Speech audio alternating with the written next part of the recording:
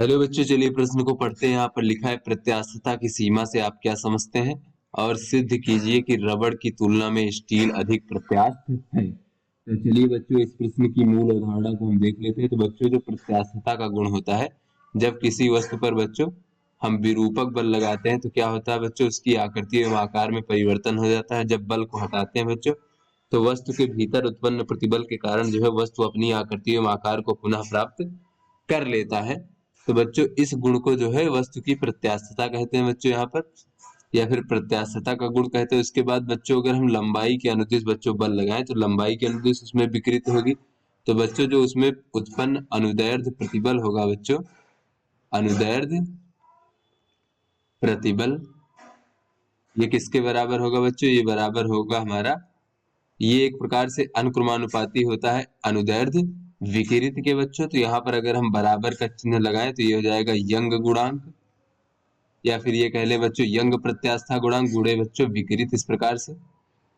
या फिर इसे हम कह सकते हैं अनुदैर्ध्य विकिरित। तो बच्चों, ये एक प्रकार का हमारा हुक का नियम भी है बच्चों, इस प्रकार से कि प्रतिबल जो है विकिरित के अनुक्रमानुपाती होती है बच्चों, विरूपण के कम मानों के लिए, इस प्रकार से। तो बच्चों, जिस पदार्थ का यंग गुणांक का मान अधिक है वो अधिक प्रत्यास्थ होता है। तो यहाँ पर हम कह लेते हैं जिस पदार्थ का यंग गुणांक जो है बच्चों अधिक होता है,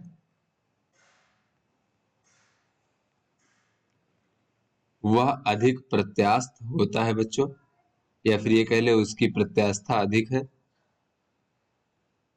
प्रत्यास्थ होता है।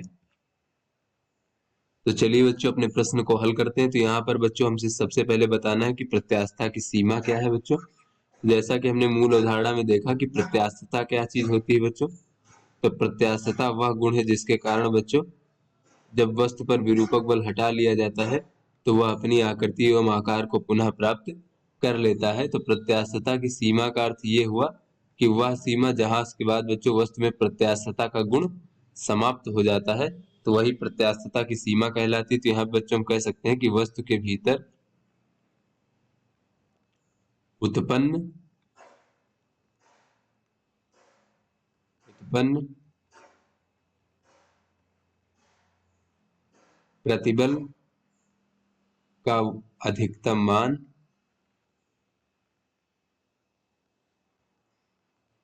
जिसे हटा लेने पर बच्चों, या फिर जिसे हटाने पर, यानी प्रतिबल को हटाने पर वस्तु अपनी आकृति व आकार को पुनः प्राप्त कर लेता है।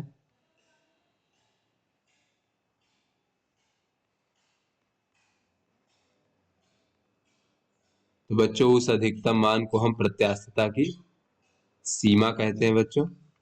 तो अगर बच्चों प्रत्यास्थता की सीमा से अधिक उसमें प्रतिबल उत्पन्न कर दिया जाए बच्चों, तो उसमें जो विकृत उत्पन्न होगी वो अस्थाई विकृत उत्पन्न हो जाएगी। यानी कि अब अगर प्रतिबल को हटाएंगे तो वह पूर्ण रूप से अपनी आकृति व आकार को प्राप्त नहीं कर पाएगा बच्चों। तो इस प्रकार से ये हमारी प्रत्यास्थता की सीमा कहलाती है बच्चों। बच्चों, इसमें आगे कहा जा रहा है कि सिद्ध कीजिए कि रबड़ की तुलना में स्टील अधिक प्रत्यास्थ है। तो चलिए बच्चों, हम यहाँ पर देख लेते हैं। जब बच्चों हमें तुलना करना है तो यहाँ पर बच्चों मान लेते हैं, माना कि हम जो है समान लंबाई, समान प्रारंभिक लंबाई व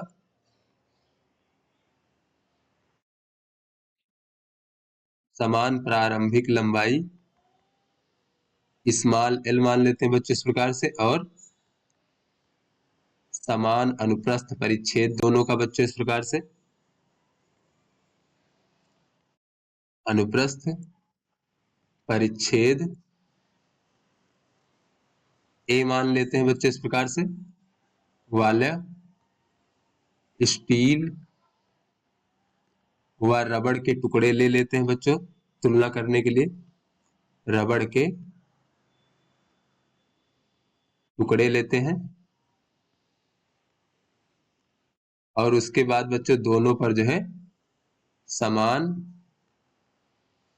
अनुदैर्ध्य बल F लगाते हैं बच्चों, यानी लंबाई की दिशा के अनुदिश अनुदैर्ध्य बल तो उसका एक सिरा स्थिर कर देंगे बच्चों और दूसरे सिरे पर इस प्रकार से समान अनुदैर्ध्य बल F लगाते हैं। तो यहाँ पर बच्चों देखें इस प्रकार से बच्चों कोई हमारा तार या इस प्रकार से है बच्चों पदार्थ, इसकी लंबाई क्या है, स्मॉल एल है बच्चों प्रारंभिक लंबाई इस प्रकार से, और इसके अनुप्रस्थ काट का क्षेत्रफल जो है बच्चों इस प्रकार से ए माना है। तो यहाँ पर अगर हम अनुदैर्ध्य दिशा में F1 लगाएं इस प्रकार से, तो मान लीजिए कि F1 लगाने से बच्चों इसकी लंबाई में जो परिवर्तन है या फिर वृद्धि है वो डेल्टा एल है बच्चों इस प्रकार से। तो जो लंबाई में वृद्धि होगी वही लंबाई में परिवर्तन होगा इस प्रकार से। तो इस पदार्थ का जो यहाँ पर यंग प्रत्यास्थता गुणांक होगा बच्चों y, ये यंग गुणांक बराबर हो जाएगा बच्चों, यहाँ से अगर हम देखें तो यंग गुणांक बराबर हो जाएगा अनुदैर्ध्य प्रतिबल भागे अनुदैर्ध्य विकृत। तो अनुदैर्ध्य प्रतिबल हो जाएगा अनुदैर्ध्य बल भागे बच्चों अनुप्रस्थ काट का क्षेत्रफल, और भागे अनुदैर्ध्य विकृत हो जाएगा लंबाई में परिवर्तन भागे प्रारंभिक लंबाई। तो यहाँ से अगर हम देखें तो ये हो जाएगा एफ एल भागे ए डेल्टा एल इस प्रकार से। तो यहाँ से अगर हम लंबाई में परिवर्तन या लंबाई में वृद्धि डेल्टा एल बराबर देखें बच्चों तो ये हो जाएगा एफ एल भागे ए गुणे वाई इस प्रकार से। तो यहाँ से बच्चों अगर हम देखें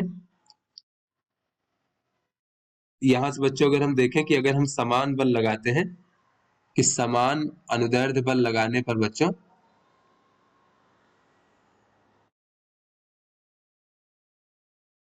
बल लगाने पर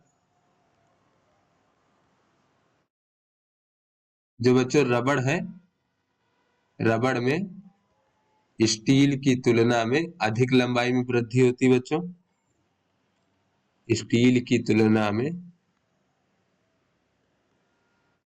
अधिक लंबाई में वृद्धि होती है।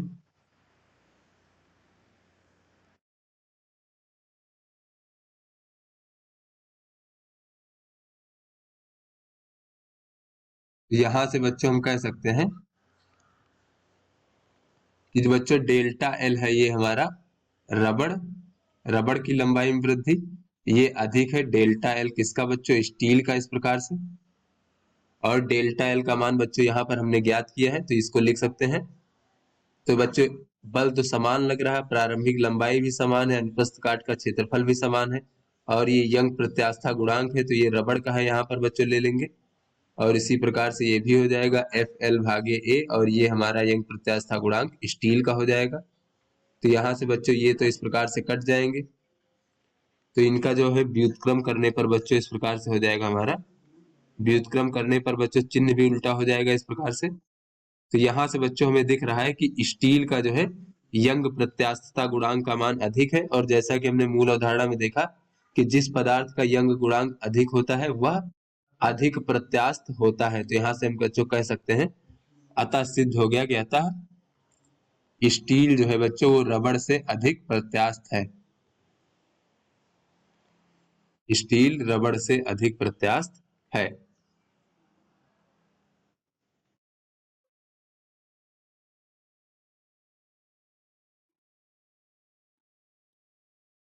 तो आशा करते हैं बच्चों ये आपको समझ में आ गया होगा। धन्यवाद।